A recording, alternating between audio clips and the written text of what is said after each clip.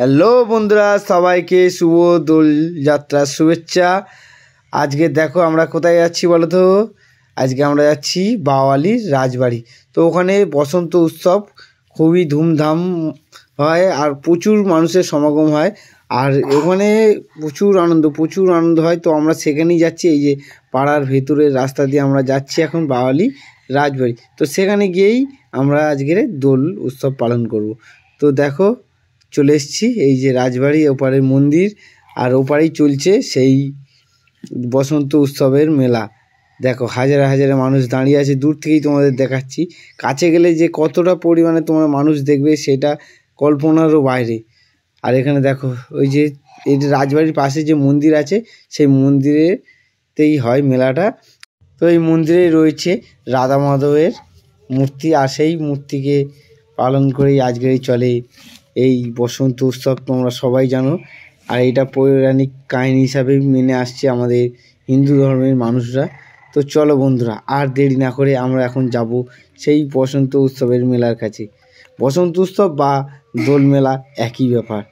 তো চলো, তোমার দিদিভাই দেখো একদম সেজে গুজে চলে এসছে রং খেলবে বলে। সকালবেলা আমি একটু রং মাখিয়েছিলাম, সেটা ধুয়ে মুছে আবার একদম ফ্রেশ হয়ে চলে এসছে। আর এখানে দেখো, এখানে মায়াপুর ইস্কন মন্দির থেকে বড় প্রভুরা এসছে।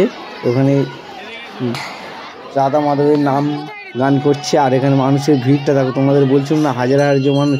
এটা শুধুমাত্র মন্দিরের ভেতরে, মন্দিরের বাইরে আরও কত কী যে রয়েছে দেখার, তোমরা বিশ্বাস করো না। তো এই যে সামনে দেখতে পাচ্ছ গেটটা, এখানেই রয়েছে রাধা মাধবের মূর্তি। তো এখানে ফোনের ক্যামেরা অ্যালাও নেই, তো তাই জন্য তোমাদের দেখাতে পারলাম না।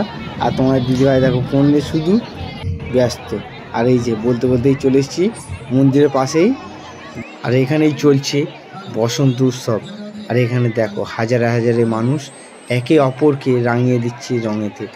তো এখানে চেনাশোনা বা জানাশোনা কেউ কাউকে মানছে না, অচেনা ব্যক্তি যে কেউ হোক সবাই একে অপরকে রঙে মাতিয়ে চলছে। আর ওই যে দেখতে পাচ্ছ দূরে বাউল গান চলছে, আর তাই বাউল গানের মেতে উঠেছে ভক্তমণ্ডলীরা। তো চলো দেখে নাও বন্ধুরা কীভাবে ভক্তমণ্ডলীরা গানের তালে তালে ছন্দে নেচে উঠেছে।